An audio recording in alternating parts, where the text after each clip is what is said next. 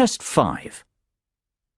You will hear a number of different recordings, and you will have to answer questions on what you hear. There will be time for you to read the instructions and questions, and you will have a chance to check your work. All the recordings will be played once only. The test is in 4 sections. At the end of the test, you will be given 10 minutes to transfer your answers to an answer sheet. Now turn to Section 1. Section 1. You will hear a telephone conversation between a student and an employee at a university sports facility. First, you have some time to look at questions 1 to 5.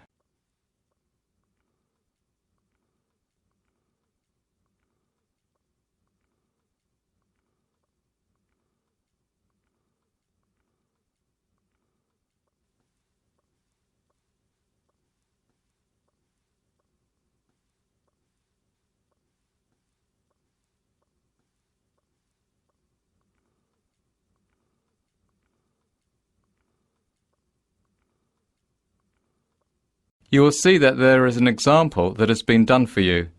On this occasion only, the conversation relating to this will be played first. Hello, Ratner Athletics Centre. How can I help you? Yes, hi. I'm interested in finding out some information about membership. Certainly. Are you a student? No, is that a problem? I was a student here 2 years ago. All right, that's no problem. Current students get membership for no charge, but recreational memberships are also available for purchase for university faculty, staff, alumni and retirees, as well as their spouses and children. The answer is no charge, so this has been filled in for you. Now we shall begin. You should answer the questions as you listen, because you will not hear the recording a second time. Listen carefully and answer questions 1 to 5. Hello, Ratner Athletics Centre. How can I help you? Yes, hi. I'm interested in finding out some information about membership. Certainly. Are you a student? No, is that a problem? I was a student here 2 years ago. All right, that's no problem. Current students get membership for no charge, but recreational memberships are also available for purchase for university faculty, staff, alumni and retirees, as well as their spouses and children. OK, good. How much does it cost? For an alumnus, that's £240 annually, or £100 for a month. Oh, that's quite expensive. It's a shame I didn't take advantage of the athletics facility when I was a student here. I'll have to think about this. Well, we do offer a really excellent facility.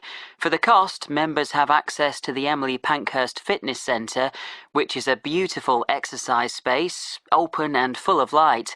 The fitness centre includes 2 weight circuits, free weights, rowing machines, elliptical trainers, recumbent and upright bicycles, step mills and treadmills, and many other activities.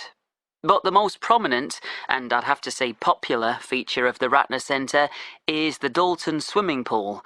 It's 50 metres by 25 metres and includes up to 20 lanes in the 25-metre dimension and 9 lanes in the 50-metre dimension, and also has 2 1-metre diving boards available. What activities specifically are you interested in? Yes, well, I'm interested in swimming and also in getting started with some weight training, although I've never tried it before in my life. I feel rather intimidated, actually. Is there instruction available? You know, someone to teach me to use the machines and maybe help me figure out a training programme to reach my goals? Yes, we have personal trainers available for an additional cost. We also offer fitness evaluation, which, by the way, I highly recommend for someone just starting out with weight training, and you would be orientated to the machines as part of this. Oh, one more thing. What are the opening hours? We're open from 6 in the morning to midnight on weekdays and from 6 in the morning to 9 p.m. on weekends. Oh, that's good. All right, well, I guess I'd like to join. Before you hear the second conversation, you have some time to look at questions 6 to 10.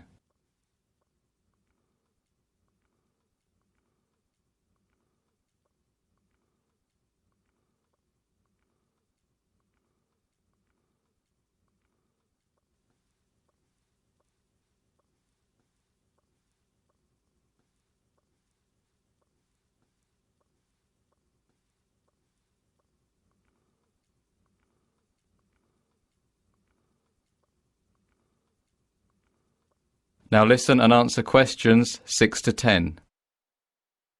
Very well. Can I have your name, please? That's Shannon Fleet.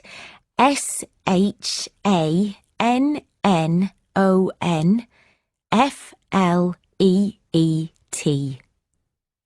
OK. And your address? 24 Whitehall Close, Newcastle. Sorry, can you please spell the street name for me? Yes, of course. That's WHITEHALLCLOSE.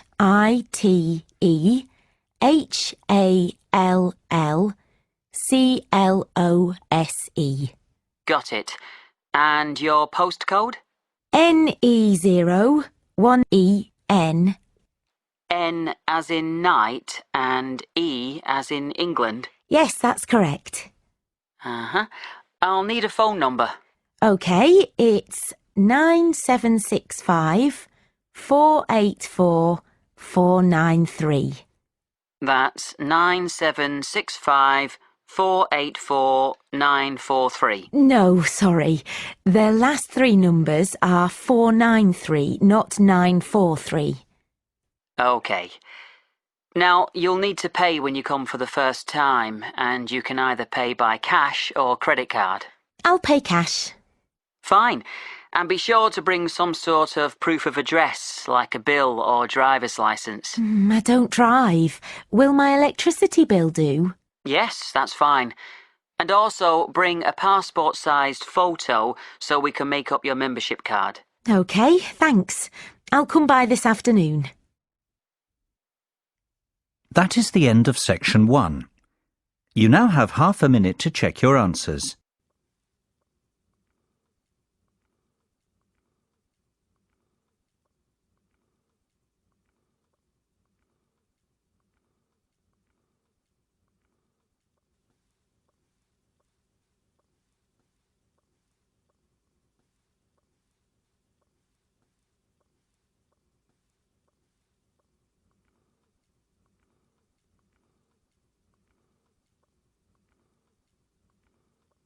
Now turn to section 2.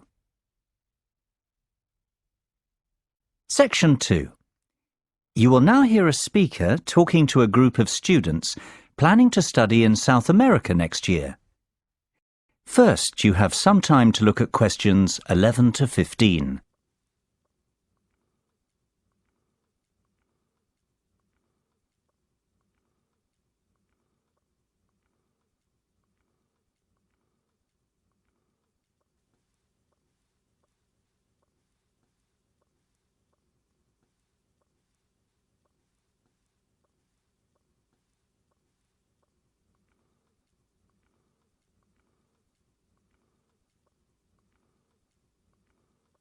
Now listen carefully and answer questions 11 to 15.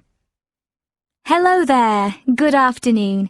Thank you for finding the time in your busy schedules to come to the International Student Office's first orientation meeting for students going abroad to South America next autumn. By the way, if you haven't already signed next to your name on our attendance lists, they're located on the table at the entrance of the auditorium. Be sure to do it on your way out. Remember, this orientation meeting is obligatory, so you need to make sure we know that you're here. All right, to begin, we're going to be talking about health, and specifically the procedures that you have to go through in order to get your student visas for your host country. For all of you, this will entail gathering a folder of health information, such as vaccination records and proof from your doctors that you're not suffering from any serious contagious diseases. For many of you, this will also entail getting some extra vaccinations, depending on your destination country. All the specifics that each of you will need are to be found in your host country handbook that you received when you were accepted into the programme.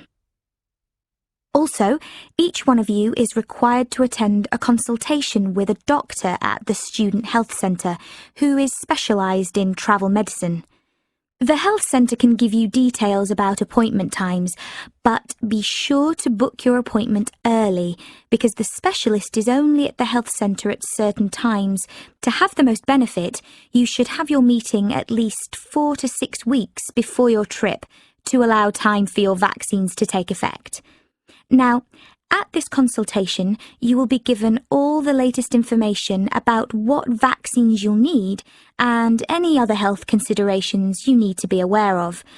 If you'll need to take medication for malaria, for example, or what to expect in case of any existing health issues.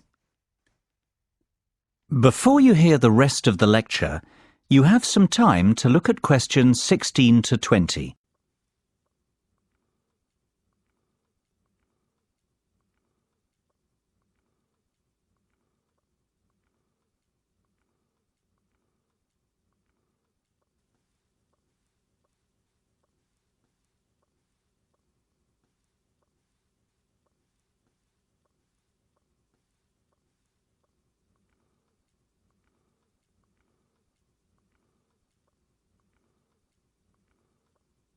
Now listen carefully and answer questions 16 to 20.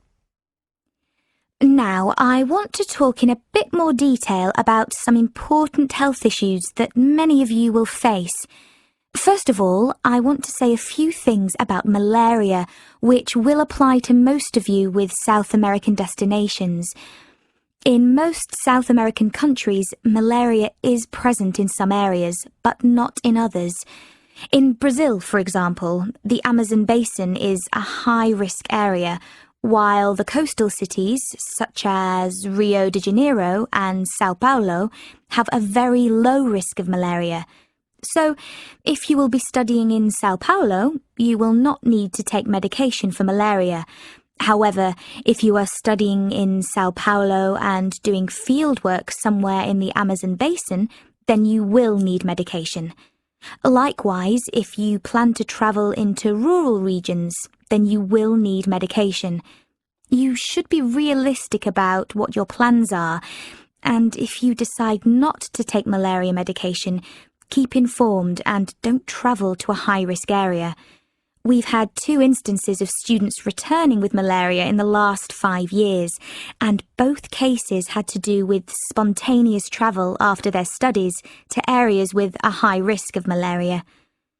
Of course, there are quite a few other insect-borne illnesses that can be caught, so it's essential to avoid being bitten as much as possible, even if you are taking malaria medication.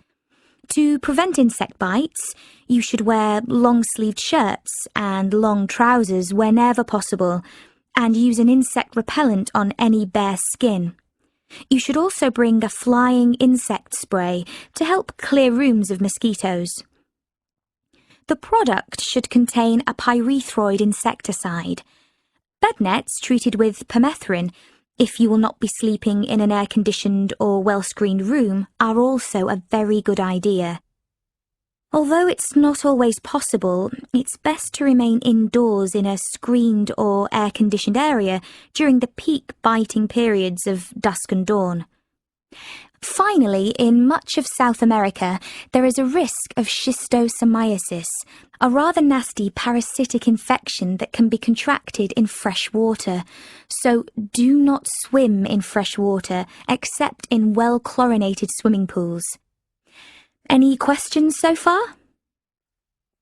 That is the end of section 2. You now have half a minute to check your answers.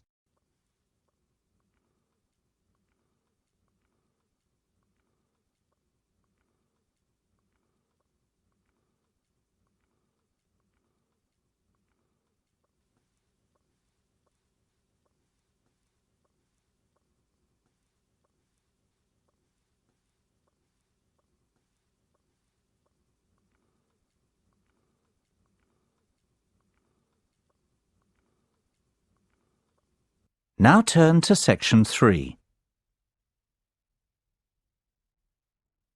Section 3. You will hear a group of students filling out an evaluation form for one of their classes. First, you have some time to look at questions 21 to 23.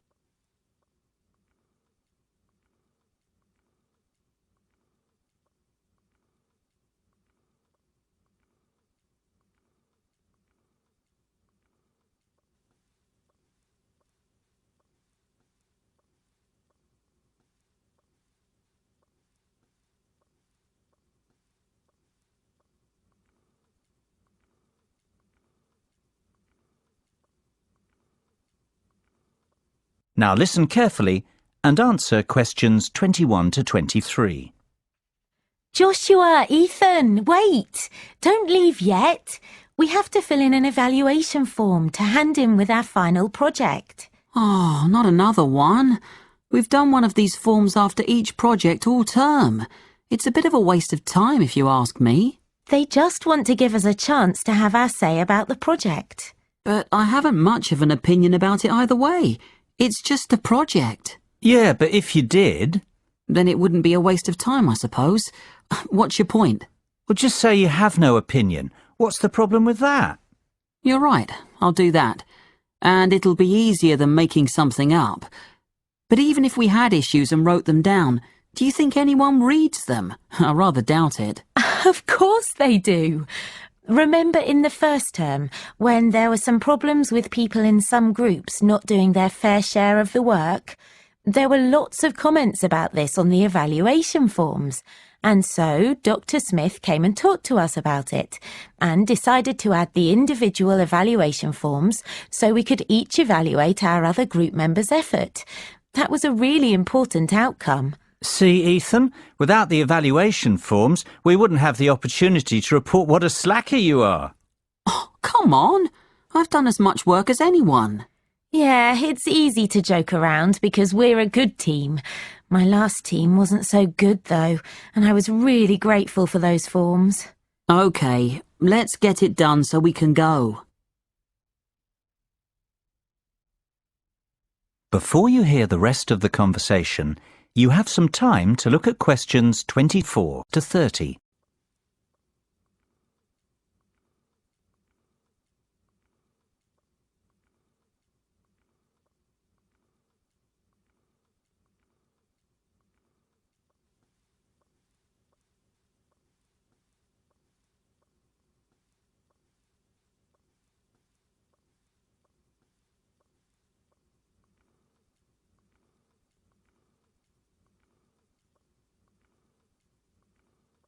Now listen and answer questions 24 to 30. OK, first we have to rate the project from 1 to 5 and comment on any good or bad points. We do this part together. Yeah, what do you think? 4? Yeah, why not? Why 4 and not 5? I don't really think there was much wrong with it. It was a good project. The tasks were well thought out.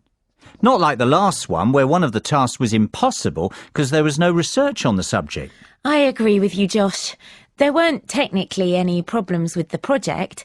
It's just that I like projects to have a sort of practical point.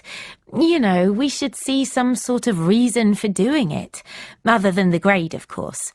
If it had some sort of real-world application, it would have been perfect. What do you think, Ethan? I don't know. Why don't we give it a 4.5? That's a good idea. Can we do that? I don't see why not, and I agree. 4.5. So, what about good points? Josh said it's well thought out. Anything else? I liked having a choice between 2 topics.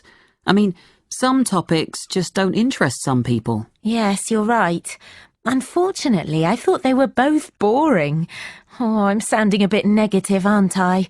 I can't think of any specific good points. Oh, that's all right. Let's move on to the bad points. You're eager to go, aren't you? Yeah, I'm going camping tomorrow and I have to pack. But back to the topic. I haven't got an opinion about bad points. Lily's already said her share. What about you, Joshua? Any complaints? No, I think it was a good project. Well, if I had to say something, I guess it would be the timescale. I think they should have given us more time to do this final project, since it was a larger part of our grade. But I don't think that's a big deal. OK, I think we're done. We just have to do the individual evaluation forms, and that's it. That is the end of section 3. You now have half a minute to check your answers.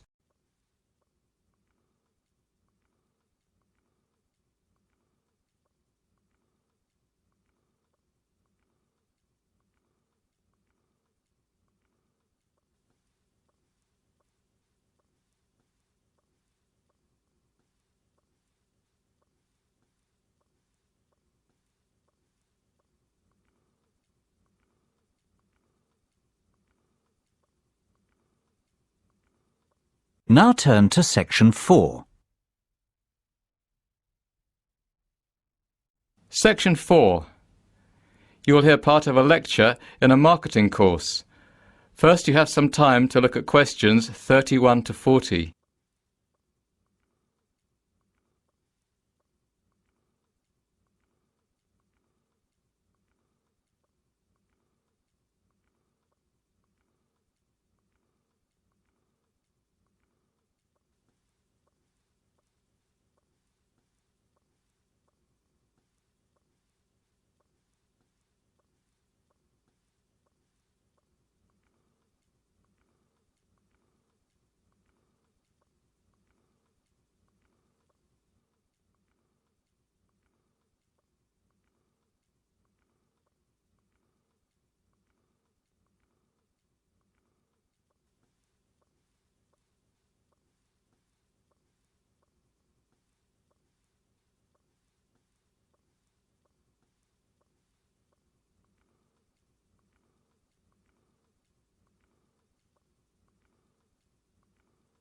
Now listen carefully and answer questions 31 to 40.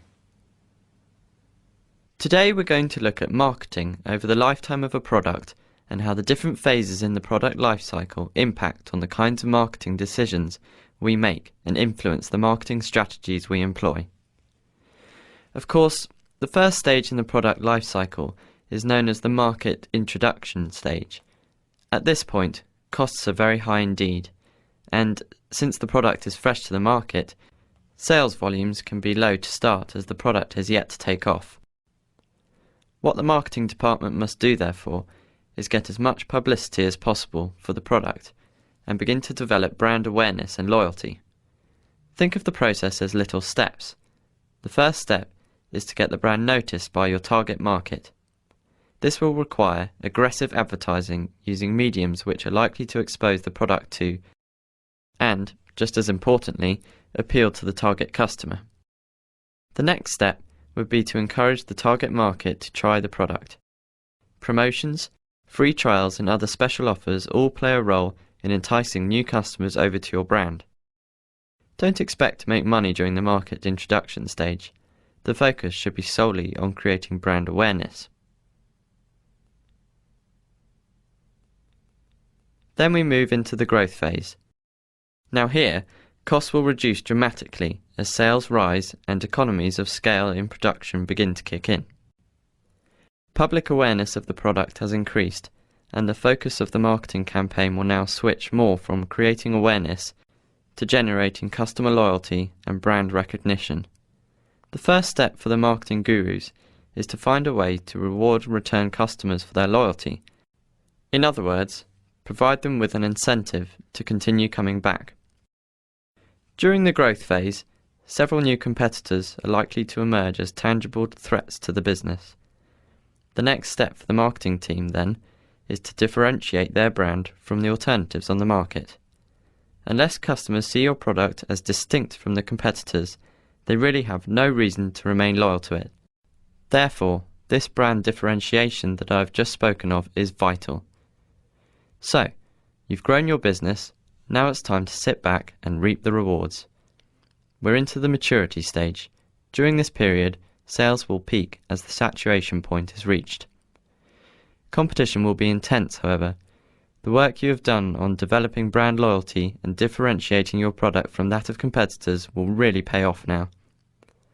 The marketing department must continue to differentiate the brand from competitors and, if possible, diversify the product features.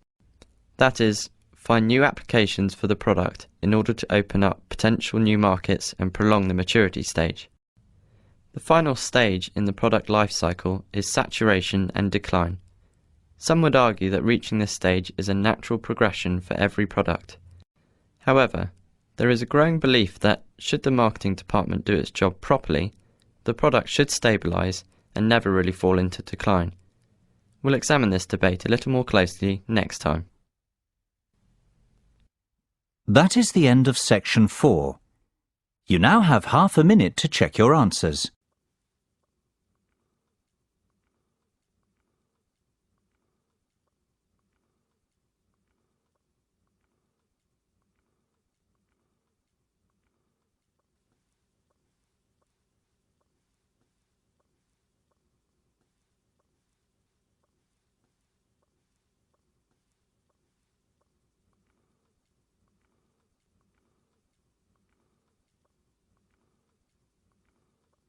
That is the end of the listening test.